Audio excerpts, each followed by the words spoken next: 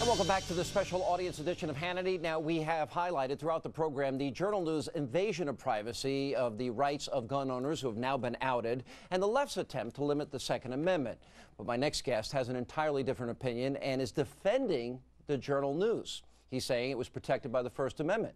And I do give him a lot of credit, by the way, because I don't think our audience really is going to like him. But joining us right now is criminal defense attorney, former New Jersey prosecutor Jeff Gold. Welcome to the program, sir. Thank you for being here. I want to play a 911 tape. Woman in Georgia, just happened a little over a week ago. She has twin 9-year-olds. Guy breaks in with a crowbar. She goes into the crawl space of the house, hides, quiet. Husband, 911 on the line. Very chilling moment. Listen to this. Is he in the house, Melinda? Are you sure? How do you know? You can hear him in the house. Melinda, if he opens that door, you shoot him, you understand? Just remember everything that I showed you, everything that I taught you, all right? Melinda, I'm on the phone with 911. They're dispatched right now. She shot him. She's shooting him. She's shooting him. She's shooting him. She's shooting him. Okay. Shoot him again. Shoot him. Oh, no. Now remember, he has 9-year-old twins. She's protected. She's in the crawl space. Broke into the house. Was that a good thing? She had a weapon in that house? Sure. It was a good thing. Sure, it was a good thing. So, I mean, look, Sean, when I have a gun, I want a sign on the outside of my house that says, "I've got a gun. Stay away." So there's a different way to look at it. Sometimes. Wait. You do. Do all of you want a sign on the front of your house? Well, it is a choice. You're right. But they had no choice. They were outed. These people have no choice, and they feel that their lives are in greater danger now because now criminals know they have guns, and they also know where the people live that don't have guns. Right, but the Journal News did a service. Now these legislators who are here in the audience, they're going to make sure that this law, this Open Public Records Act, has an exception for guns. So they've done a good service. I'm not saying which is right and which is wrong, but the sunshine of this law is a good thing. Now we know there's a problem with it. They'll fix it. All right, so, well, then you're not really defending it. I am I'm defending the First Amendment. Well, I'm defending the fact that they outed these people now. The First Amendment is not absolute. Can I go into a crowded theater and yell fire? But the Second Amendment isn't absolute either. Can I go into a... No, absolutely not. I cannot go in. Absolutely So there are. So do we forget about even the legality of it? You know, if you work in the news business, was that the morally right decision by this newspaper to out these people and tell the criminals who has guns and who doesn't? Well, you're assuming that the newspaper business is a moral one. It may not be. I mean, the fact of the matter is that they have the right to do what they did. Will some good come out of it? I think good will come out of it. And the Second Amendment is not absolute either. Do you think good is coming out of this? No.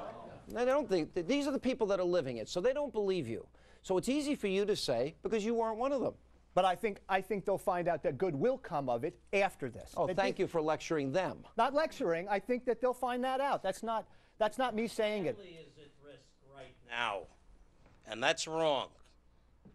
His family's at risk, is what he said. I can take care of myself.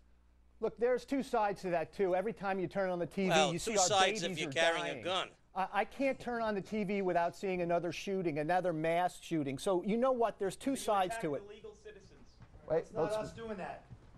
I understand that. I agree with you. That's not us doing those mass shootings, So you attack the legal citizens. No. I'm just saying they had a right to publish it and that some good will come out of it. It's irresponsible. They didn't have to publish it.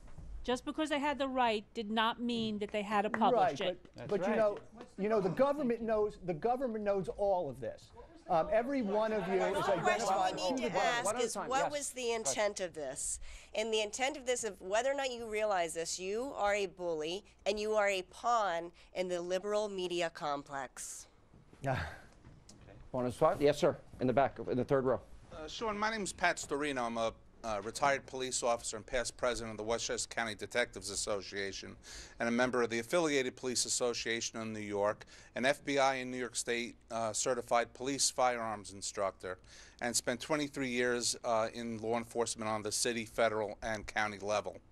And I can tell you that there's case law that came out in December of 2011. Judge Solomon in the New York Supreme Court, New York County, ruled in the New York Times versus the NYPD in an Article 78 FOIL action that active and retired law enforcement officers, not just NYPD, and active and retired government employees must be redacted from the list that the NYPD turned over to the New York Times in their FOIL action. That speaks volume towards case law and may work towards the pending legislation in the Assembly and Senate, which in its justification clearly says that the exposure of this information does the record holder, their families, and the public at large a great disservice and puts them at risk. Let me dovetail off this, because this, great point. Yeah, you can clap them. That's fine. You know, you're a lawyer. You argue for a living. You're obviously very good at what your job. You've been doing it for a long time. Sometimes things come down to just the right thing to do. Now, if I think with all the crime that we have in society and people that do not have weapons in their home, they now will be targeted by criminals. That will probably happen as a result of this. People that have guns, they might be targeted so somebody can go in and steal guns. Police officers that arrested people might now be in jeopardy if they're retired. They are on the list, some of them. And I just, you know, I listen to your arguments. You think you're sophisticated.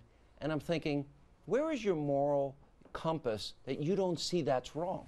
No, it's not a question of a moral compass. You have a First Amendment for a reason. It's the First Amendment. You're giving me a technical answer. Not technical. It's first for a reason. You know, do you think... And this is second for a reason. Look, but that doesn't... But I'm asking you, right or wrong, the newspaper did not have to do this. And these people, and I argue, and people that don't have guns are in jeopardy. Why can't you see the outrage in that? Because I don't think they're in as much jeopardy as you say. Nice of you to just sit... Last week there was a news conference in Rockland County where the local sheriff said his officers in the correctional facility are being approached by the incarcerated people and saying, "I know your address."